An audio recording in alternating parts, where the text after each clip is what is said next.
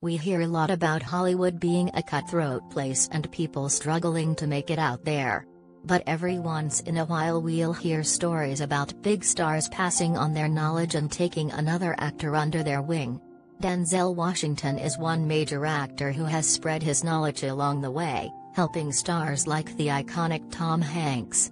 Comparably, apparently Michael Keaton got some solid advice from Jack Nicholson when they worked together on Batman back in the 80s, but it wouldn't fly these days.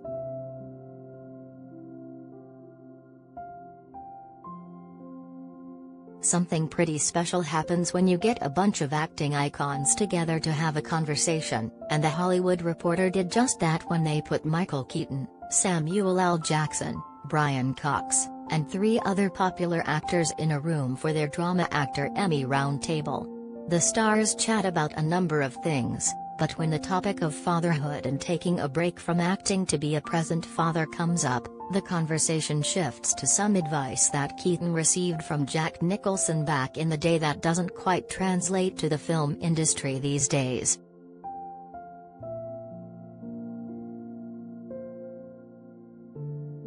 Apparently Jack Nicholson and Michael Keaton were both under the impression that Batman was a risky movie to make.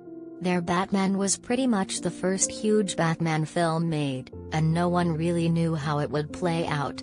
Nicholson apparently told Keaton that if it was a hit, Keaton wouldn't have to worry about his future in acting if other projects flopped. Since he would have this huge film under his Batsuit belt, the flops would pale in comparison. Here's the story in Keaton's own words.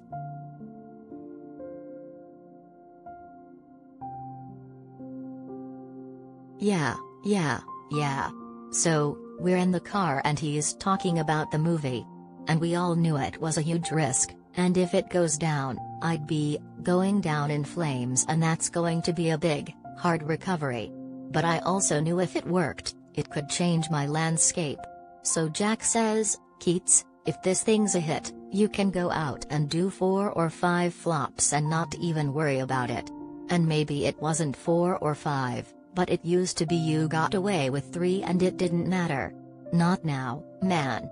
You've got 1 miss, which is fucked up.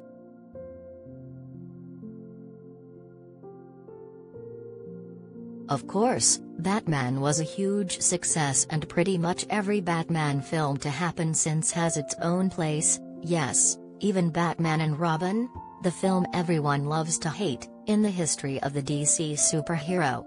While Jack Nicholson's advice was sound when he gave it, he is also an actor who had been in a number of iconic roles at that point: The Shining, One Flew Over the Cuckoo's Nest. I could go on for a while.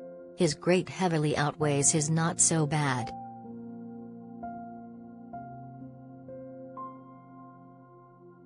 These days, though, the public is very involved in the career and success of an actor. If you look at beloved stars like Dwayne Johnson and Ryan Reynolds, they don't miss often, and haven't really had a less than epic film in years. They are also active with their fans, and have branded themselves as someone that people adore.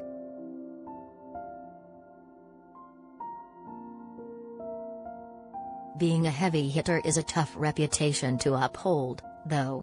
If either Dwayne Johnson or Ryan Reynolds, for example, came out with a less than awesome film that they poured their heart into and placed their mark of approval on, the public could potentially start to turn on them. They would no longer be stars who don't miss, but stars that were on a downslide. It's tough out there, and arguably unfairly so. Maybe that's why Reynolds is taking a not-so-little acting break, after all.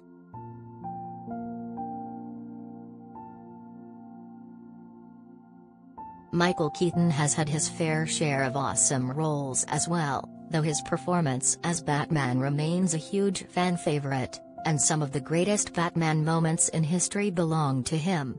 Keaton has taken back up his role as Batman in the upcoming Flash film, and you can catch him back in the Batsuit in the upcoming 2022 new release film Batgirl as well.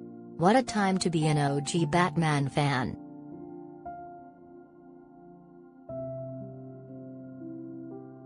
While Jack Nicholson's advice might not be as sound these days as it was in the late 80s, I don't believe that Michael Keaton doesn't have much to worry about in the way of a flop ruining him.